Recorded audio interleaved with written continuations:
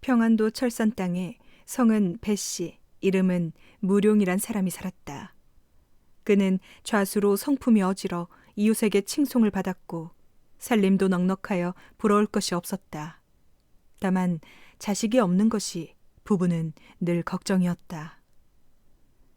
하루는 부인 장씨가 몸이 고단하여 침상에 기대어 졸다가 문득 놀라서 깨어나 말했다.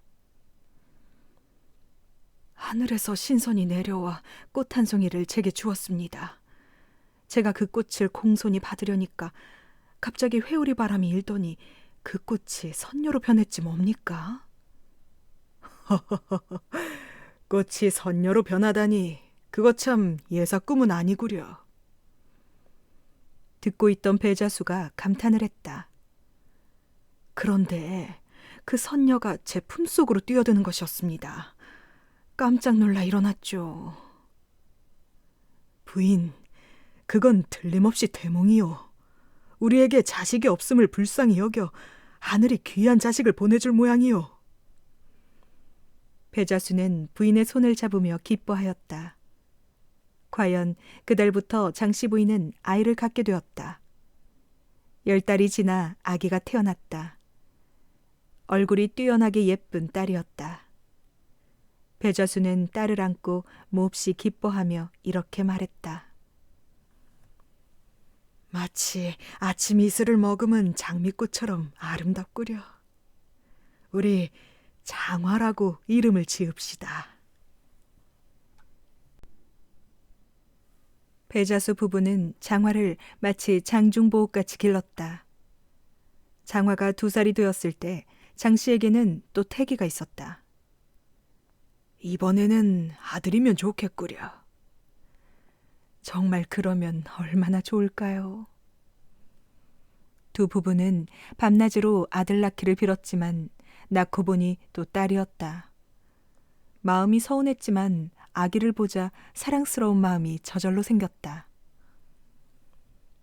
한떨기 연꽃 같은 공주님이구나. 붉은 연꽃. 우리 이 아이의 이름을 홍련이라 부릅시다. 배자수는 이렇게 두 아이를 사랑하며 길렀다. 장화와 홍련이는 의좋게 무럭무럭 잘 자랐다. 어쩜 두 자매가 저렇게 얼굴이 예쁠 수가 있을까? 책도 많이 읽고 재주도 뛰어나대요. 부모 생각하는 효심도 이루 말할 데 없답니다. 보는 사람마다 입에 침이 마르게 두 자매를 칭찬했다. 배자수 부부는 늦게 얻은 두 딸을 지극히 사랑했다. 그러던 어느 날 장씨 부인이 갑작스레 몸져 누웠다. 처음에는 가벼운 병이라고 생각하며 약을 썼다.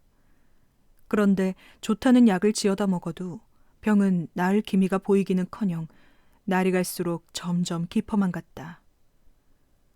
용하다는 의원을 다 불러들여 진맥을 해도 병을 잡지 못했다. 장화는 마음이 슬퍼져서 하늘에 기도를 올리며 어머니가 낫기를 바랐다. 어느 날 장씨 부인은 어린 두 딸의 손을 잡고 배자수에게 힘없는 목소리로 말했다. 아무래도 저는 다시 일어나기 어려울 듯합니다. 부인, 그게 무슨 소리요? 부디 약한 마음을 먹으면 안 돼요. 저 어린 딸들을 위해서라도 당신이 어서 일어나야 하오. 배자수는 부인의 눈가에 흐르는 눈물을 닦아주며 진심으로 위로했다. 제가 죽는 것은 슬프지 않으나 저 어린 장하와 홍련이를 기를 사람이 없으니 지하에 가더라도 눈을 감을 수가 없을 것입니다. 제가 세상을 떠나고 나면 다른 아내를 맞아들이실 텐데 그러면 서방님 마음이 변하기 쉬울 것이니 그것이 걱정입니다. 부디 착한 아내를 얻어 우리 장하와 홍련이를 어여삐 여기고 잘 길러주세요. 그리고 좋은 배필을 얻어 짝지어 주신다면 제가 저승에 가서라도 그 은혜를 결코 잊지 않겠나이다. 이렇게 말을 남기고 장씨 부인은 마침내 세상을 떠났다. 부인, 아이들과 나는 어찌 살라고 이토록 허망하게 눈을 감는단 말이오.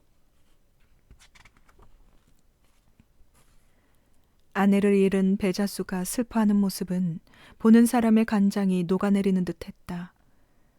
장화는 동생과 끌어안고 하늘을 우러러보며 목 놓아 울었다. 저 어린 것들을 두고 어찌 눈을 감았을꼬. 보는 사람들마다 옷고름으로 눈가를 훔쳤다. 그렇게 어머니를 선산에 모신 장화와 홍련이는 매일 어머니를 찾아가 아침 저녁으로 정성을 다하여 더운 밥을 지어 올리기를 소홀히 하지 않았다. 눈이 와서 추운 겨울에도 비바람 치는 여름날에도 하루도 거르지 않았다. 그리고 꽃이 피는 계절에는 꽃을 꺾어서 무덤 둘레를 장식해 놓았다. 그렇게 3년상을 마치자 집안에서는 배자수에게 새 장가를 가라고 권하기 시작했다. 그만하면 됐네. 이제 자네도 대를 이을 자식을 두어야 하지 않겠나. 아직 어린 딸을 자네가 어찌 기른단 말인가. 딸들은 어미를 보고 배워야 하네. 그래야 여자가 지켜야 할 예의범절은 물론 살림도 배우지 않겠나. 배자수도 집안 어른들의 말이 옳단 생각이 들었다. 무엇보다 딸들은 어머니가 있어야 한다는 말에 고개를 끄덕였다. 그래서 집안에서 권하는 대로 아내를 맡기로 작정했다. 배자수는 죽은 아내의 유언을 떠올리며 좋은 여인을 두루 알아보았다. 그러나 마땅한 여인이 나타나지 않았다. 그때 맞이하게 된 사람이 허씨 부인이었다. 얼굴은 보기에 과히 좋지 않네만 두 딸만 잘 키워주고 대를 이을 아들만 낳아주면 되자는가. 중매를 맡은 친척은 이렇게 권했다. 자식이 너무 늦어지면 안 되겠기에 배자수는 부득불 장가를 들었다. 허씨의 얼굴을 보자면 눈은 퉁방울같이 툭 튀어나온 데다 코는 질병처럼 길게 휘어졌고 입은 메기입 같고 두 볼은 한자가 넘는 데다 머리털은 돼지털 같았다. 게다가 키는 장승만 하고 목소리는 이리소리 같고 허리는 두 아름이나 되는 데다 곰배팔이요 수종다리에 쌍언청이를 겸하였다. 그 주둥이를 썰어내면 10사발은 되겠고 얼굴이 얽기는 콩멍석 같으니 그 형상은 차마 바로 보기 어려웠다. 게다가 성질까지 거칠고 하는 짓거리가 남이 못할 일만 골라 해서 잠깐이라도 집에 두기가 어려운 모습이었다. 배자수는 허씨가 집에 들어오기 전에 장화와 홍련이를 따로 불러놓고 일렀다. 새 어머니가 들어오면 그분을 어머니로 알고 잘 받들어 모셔라. 그래야 가정이 평안하고 이 아비를 위하는 길이다. 또 돌아가신 네 어머니께도 효도하는 길이 된다. 알겠느냐? 네, 명심하겠습니다. 걱정 마십시오. 장화와 홍련이는 공손히 대답했다. 드디어 허씨가 들어왔다. 본래 성품이 착한 장화와 홍련이는 정성을 다해 새어머니를 공경했다. 허씨는 들어오고 얼마 지나지 않아 아들 장쇠를 낳았다. 배자수가 몹시 기뻐하고 잘해주자 허씨는 슬슬 본색을 드러냈다. 걸핏하면 장화와 홍련이를 못살게 굴기 시작했다. 장쇠가 똥을 싸놓았잖아, 이 바보들아. 그것도 모르고 뭐 하는 거야? 잘못했어요. 청소하느라. 이것이 어디다 말대꾸야? 잘못했어요. 어서 똥을 치우지 못해?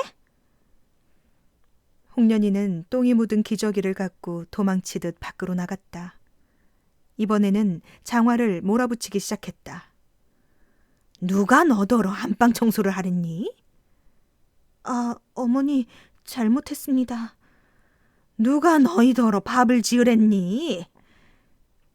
어머니 이게 어디서 말대꾸를 하려고 들어? 잘못했습니다.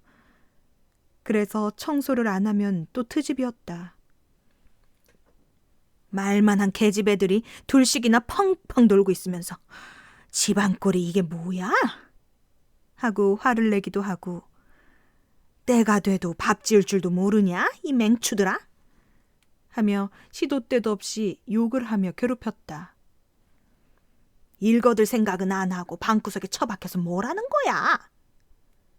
얌전히 있으면 그것도 트집이었고 왜 이리 설쳐대는 거야? 쓸데없는 일에 부지런 떨기는? 하고 야단을 치기도 하고 아니 뭘 그리 꿈을 대는 거야? 너희처럼 게을러 터져서 입에 밥이나 들어가겠냐?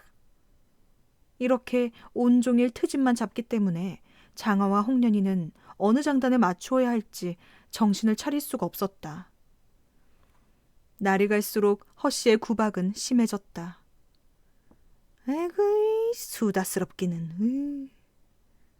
말을 하면 한다고 핀잔이고 꿀먹은 벙어리냐? 왜 둘 다 말을 안 하는 거야? 입을 다물고 있으면 말을 안 한다고 꾸중이었다. 눈의 가시처럼 여기고 들들 볶는 계모 허씨의 성화에 견디지 못해 장화와 홍련이는 부여안고 서럽게 울었다.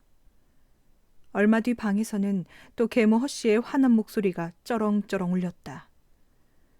장화야, 장화 어딨냐? 뒤뜰에서 빨래를 하던 장화가 깜짝 놀라 달려갔다. 내 인연, 우리 장세가 오줌을 쌀 시간이 된 줄도 모르고 뭐 하고 있는 거야? 빨래하느라고. 잔소리 말고 이것이나 마저 빨어. 허씨는 오줌에 젖은 기저귀를 장화 얼굴에 힘껏 던졌다. 얼굴에 묻은 오줌을 닦는 척 장화는 눈물을 닦았다. 그런 장화의 손을 잡으며 홍련이가 울먹였다. 언니, 어쩌면 좋아? 홍련아, 울지 마. 두 자매는 날마다 한숨이 늘어갔다. 홍련아, 우리 엄마 산소에 갈까? 응, 언니 어서 가자. 둘이는 곧잘 어머니의 산소에 올라가서 목 놓아 울었다. 계모에게 시달리는 서름과 어머니에 대한 그리움이 한데 겹쳐 서럽게 울었다. 배자수는 단지 두 딸이 어머니를 그리워하는 마음에 슬퍼하는 줄 알았다. 그래서 두 딸의 방으로 가서 이렇게 달래주었다. 장화야, 홍련아, 너무 슬퍼 말아라. 너희들이 어머니를 그리워한다는 걸 난들 왜 모르겠냐. 하지만 이젠 새어머니가 있지 않느냐. 새어머니와 하루바삐 친해져서 어머니를 잃은 서름은 잊어야 한다. 앞으로는 어머니 산소에도 너무 자주 가지 않도록 해라. 장화와 홍련은 차마 계모가 저희들을 못살게 군다고 아버지에게 일러 바칠 수 없었다. 솟구쳐 오르는 눈물을 억지로 삼키며 네, 아버지, 말씀대로 하겠습니다. 아버지의 말씀을 따르겠습니다. 하고 언제나 공손히 대답했다. 그 뒤부터 배자수는 바깥 나들이를 할 때도 두 딸을 살펴보고 들어올 때도 두 딸의 방으로 가곤 했다. 세월은 흘러갔지만 허씨의 질투와 괴롭힘은 그칠 줄 몰랐다. 하루는 배자수가 밖에서 들어와 딸의 방에 들어가 두 딸을 살펴보았다. 두 아이의 얼굴은 눈물로 범벅이 되어 있었다. 배자수는 이 무렵 허씨가 생각만큼 장화와 홍련에게 잘해주지 않는다는 것을 짐작하고 있었다. 너희가 이렇게 슬퍼함은 너희 어머님을 생각하고 슬퍼함이구나. 모친이 여태 살아있었으면 얼마나 좋겠냐만 팔자가 기구하여 허씨 같은 계모를 만나 구박을 받으니 얼마나 슬픈지 알만하다. 앞으로는 이런 일이 없도록 내가 처치하리라. 마침 이 이야기를 허씨가 문틈으로 듣고 있었다. 죽은 사람은 어머님이고 나는 계모라는 말이지. 어디 두고 보자. 허 씨는 분한 마음에 온몸을 떨며 커다란 눈을 뒤로 꺼렸다. 그날도 배자수는 밤이 깊어 집으로 돌아왔다. 여느 때처럼 먼저 장화와 홍련이의 방으로 들어갔다가 배자수는 깜짝 놀랐다. 장화와 홍련이는 눈물 자국이 번질번질한 얼굴로 꼭 껴안고 잠이 들어 있었다. 배자수는 오늘이야말로 허 씨에게 단단히 다짐을 받아야겠다고 생각했다. 안방으로 들어서서 배자수는 허 씨를 불러 물었다. 장아와 홍련이가 울며 잠이 들었는데 웬일이요? 배 씨는 천연덕스럽게 모르는 척했다. 울다뇨?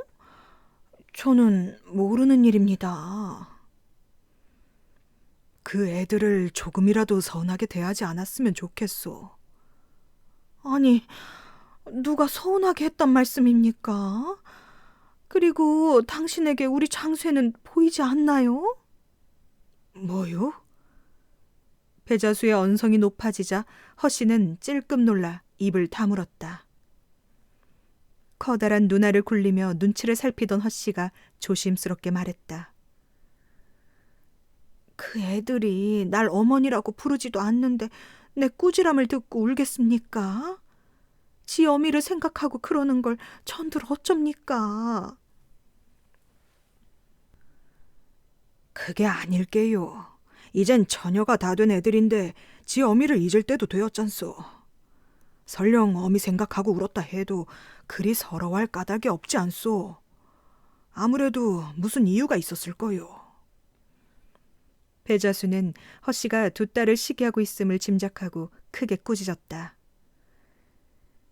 나는 워낙 가난한 선비였소. 저 애들의 어미가 이 집에 와서 이렇게 마음 놓고 살 만큼 살림을 일궈 놓았소.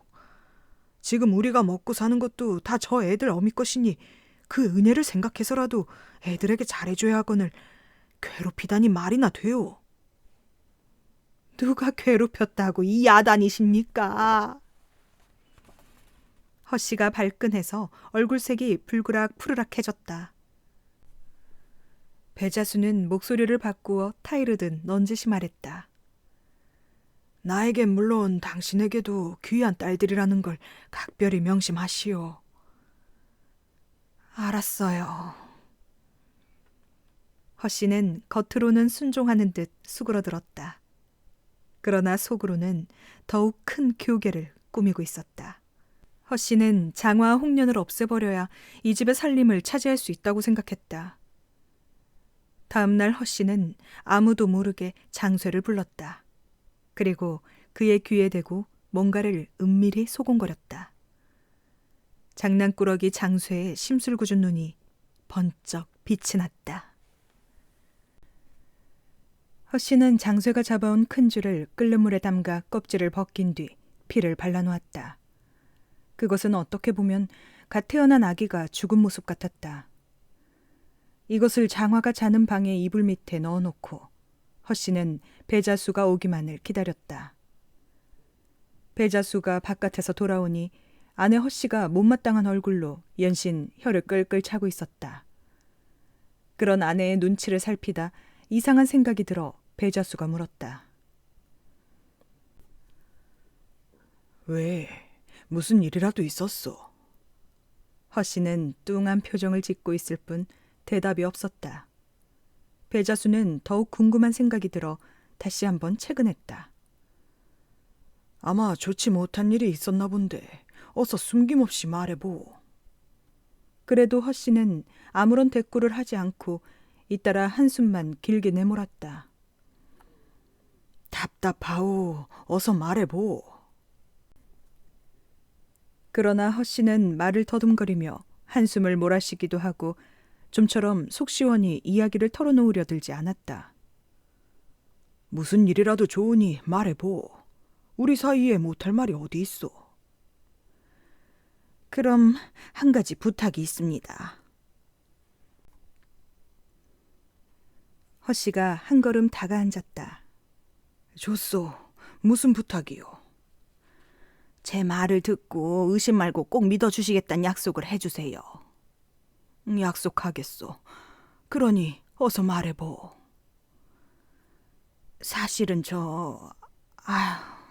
하도 망측한 일이라 이런 말 하면 제가 꾸며낸 걸로 아실까봐 말씀드리기가 자꾸 망설여집니다. 무슨 일이기에 이리 시원찮게 구는지 모르겠군. 어서 털어놔 봐요, 어서. 장화가 생각지도 못한 망측한 일을 저질렀습니다. 아이들은 그 아버지가 늘 생각해주고 귀히 여겨주는 정은 아랑곳하지도 않고 밤낮으로 부정한 일을 저지르고 다닌답니다. 아니, 장화가 도대체 무슨 일을 저질렀기에? 저 또한 친어미가 아니기 때문에 짐작만 하고 가만히 있었습니다. 그런데 장화가 죽은 아기를 낳았습니다. 뭐라고? 배자수는 깜짝 놀라 되물었다. 그게 사실이요? 장화가 죽은 아기를 낳다니. 끔찍한 일이라 말씀드리기가 여간 조심스럽지 않습니다. 오늘은 이상하게도 장화가 늦도록 일어나지 않기에 몸이 아픈가 하고 들어가 보았습니다.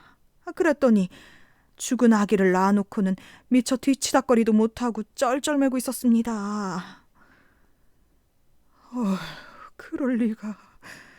착하고 행실 바른 장화가 설마 한들. 저도 놀랍고 분하여 어찌할 바를 몰랐습니다. 이걸 보세요. 허 씨는 보자기에 싼 것을 내놓았다. 떨리는 손으로 보자기를 열어보던 배자수는 기겁을 했다. 맙소사. 보자기에 든 것은 한 줌의 핏덩이였다. 틀림없이 죽은 아기의 핏덩이였다. 배자수는 얼굴이 하얗게 질려 턱수염을 부르르 떨었다. 장차 이 일을 어찌한담. 대대로 양반인 우리 집안에 이런 망측한 일이 생기다니. 곁에 있던 허 씨가 부채질하듯 말했다.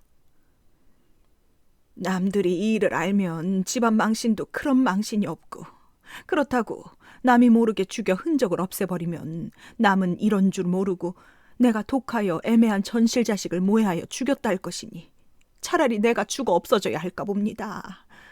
딸에 대한 책임은 어미가 져야 한다는데 모든 건 제가 잘못 가르친 탓입니다. 허 씨가 칼을 들고 자결하려는 척하며 날뛰었다. 원래 성품이 착하여 남의 말을 잘 고지듣는 배자수는 허 씨의 흉계를 모르므로 급히 붙잡고 말렸다. 그대 탓이 아니라는 걸 내가 아는 바요. 그러니 쓸데없는 소리 작작 하구려. 이런 방국에 책임을 따지고 있을 거요. 제발 고정하고 빨리 방법을 가르쳐주면 내가 저 아이를 처치하겠소. 집에서 일하는 노복들의 눈에 띄기라도 하면 일은 낭패가 돼요. 빨리 처치하여 일이 탈놓지 않게 하셔야 합니다. 배자수는 허 씨의 이야기를 듣는 중에도 연거푸 긴 한숨을 몰아쉬었다. 이젠 됐다.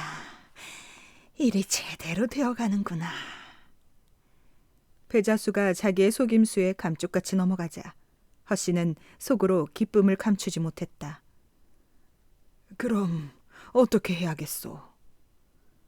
한 가지 생각은 있습니다만 내 자식이 아니기에 개교를 꾸민다 하실 터이니 말씀 못 드리겠습니다. 집안의 수치를 막는 일인데 그대를 의심하겠소. 어서 말해보. 그러면 먼저 장화를 불러서 이렇게 말씀하십시오. 허 씨는 배자수의 귀에 대고 은밀히 개교를 가르쳐 주었다. 배자수는 문득 죽은 장 씨의 유언이 생각나 차마 입이 떨어지지 않았다. 장화를 어서 처치하여 뒤에 일어날 근심을 푸십시오. 자식에 대한 애정은 중요한 것이지만 부정을 저지른 이상 집안을 깨끗하게 다스리려면 어쩔 도리가 없습니다. 허 씨의 재촉을 받은 배자수가 드디어 입을 열었다. 장화를 깨워서 불러오시오. 장화는 영문을 모르고 한밤중에 자다가 아버지 앞에 불려 나왔다. 아버지 부르셨습니까? 네가 어머니를 여인 뒤에 밤낮으로 슬퍼하는 모양도 안타깝고 네 외갓집에서도 너희들이나마 잠깐 보고 싶어하니 네가 지금 다녀오너라. 장화는 느닷없는 아버지 말에 물었다. 저는 오늘까지 문 밖을 나가본 적도 없는데 이 밤중에 길도 모르는 외삼촌 댁에 왜 가라 하십니까? 그래서 네 오라비 장수에게 데리고 가라 하였거늘 무슨 핑계를 대서 아비의 영을 거역하려 하느냐. 아버지가 죽으라 하신들 어찌 영을 거역하겠습니까마는 밤이 깊었기로 어린 생각이 아를 뿐입니다. 다만 부탁이오니 밤이나 새거든 가게 허락하옵소서. 배자수도 더는 거절할 수 없었다. 곁에 있던 허씨가 문을 발길로 박차며 꾸짖었다. 너는 아버지 영에 순순히 따라야 마땅한 자식된 토리거늘 무슨 잔말을 하여 아버지의 명을 어기려 하느냐. 어서 떠날 차비를 하지 못하겠느냐. 분부가 이러하시니 다시 여쭐 말씀이 없사오며 분부대로 하겠나이다. 장화는 슬프고 원통했으나 할 일 없이 눈물을 흘리며 그 자리를 물러나왔다. 그리고 옷을 갈아입으러 방으로 들어갔다. 장화는 자고 있던 홍련을 깨워서 이야기했다. 아버님이 무슨 생각이신지 모르겠지만 이 깊은 밤에 길을 떠나 외가에 다녀오라고 하시는구나. 마지못해 가긴 하지만 이렇게 가는 길이 분명 흉한 일은 있을지언정 길한 일은 없을 것 같다. 급하게 재촉을 하시니 어떻게 사정도 못 해보고 이렇게 가게 되었단다. 우리 형제가 어머니도 없이 서로 의지해서 한시도 곁을 떠나본 적이 없는데 천만 뜻밖의 이런 일을 당해서 너를 외롭게 빈방에 두고 갈 걸 생각하니 가슴이 터지고 간장이 녹는 것 같다. 내 이 길이 좋지 못할 것 같지만 그래도 만일 무사하면 얼른 돌아올 것이다. 장화는 홍련을 보며 너무 슬펐지만 아무렇지 않은 듯 일어섰다. 그리고 방을 나서는데 홍련이 언니의 소매를 잡고 울음을 터뜨렸다. 장화는 잡힌 소매를 떨치고는 홍련의 손을 꼭 잡았다. 네가 아버지와 새어머니를 극진히 섬기고 기다리면 내가 가서 오래 있지 않고 곧 돌아오겠다.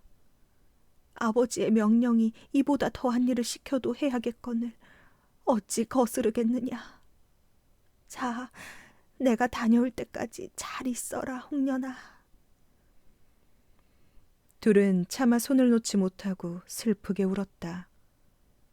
홍련은 아무 말도 하지 못하고 서로 붙들어 통곡할 뿐으로 그 모습을 보면 산천초목도 슬퍼하지 않을 수 없었다.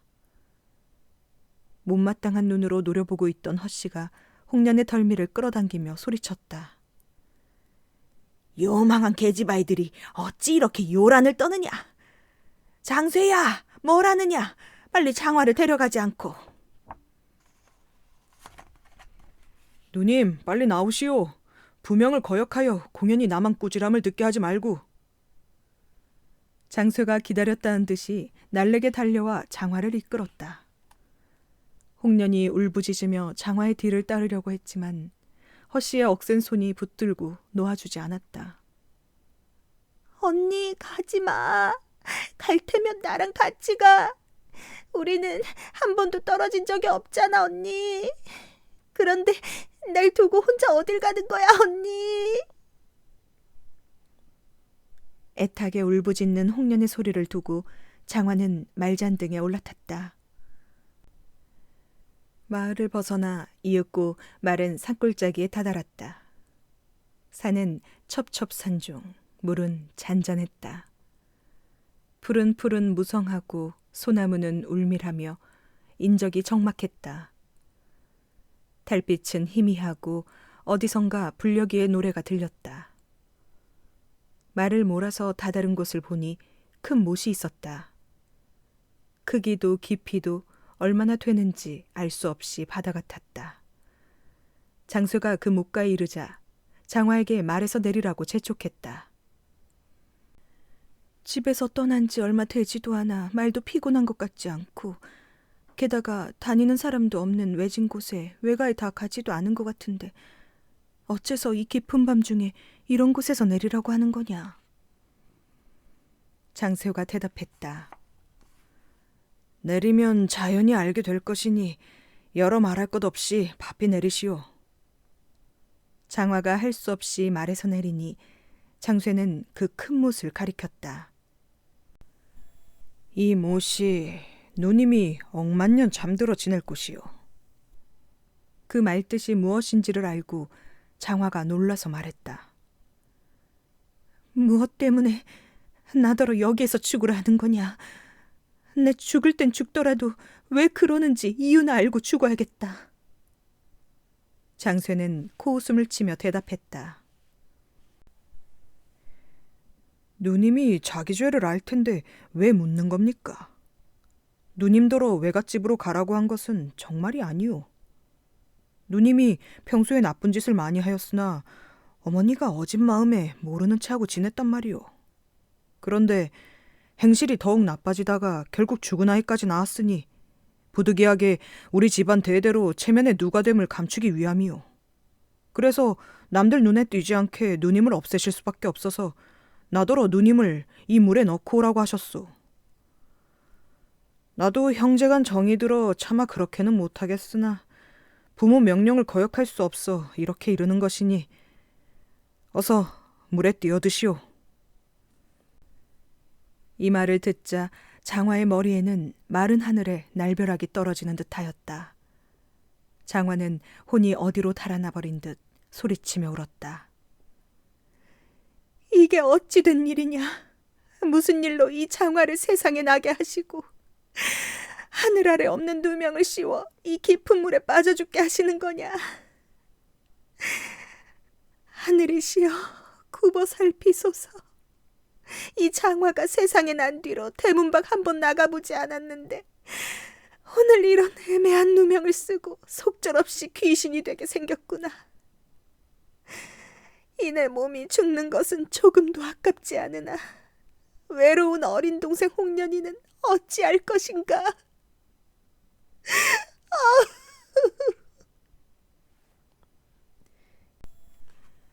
이렇게 주저앉아 울부짖었으나 장쇠는 조금도 불쌍한 마음이 들지 않고 다만 성난 얼굴로 물에 뛰어들기만을 재촉하였다. 이미 밤도 깊었고 죽음을 면치 못할 인생이 그렇게 울어보면 무슨 소용이고 슬퍼한들 무엇에 쓰겠소. 바삐 물에 들어가시오.